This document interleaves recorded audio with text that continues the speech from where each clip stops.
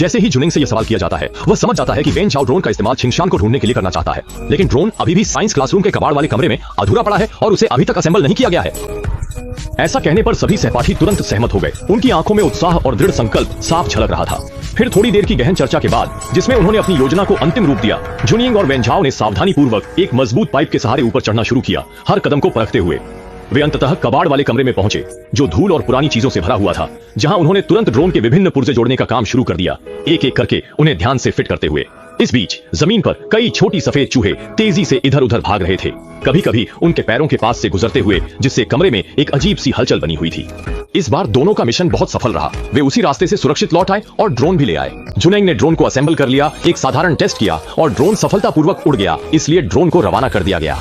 बाहर का प्रलय जैसा दृश्य देखकर सभी छात्र पूरी तरह निराश हो गए।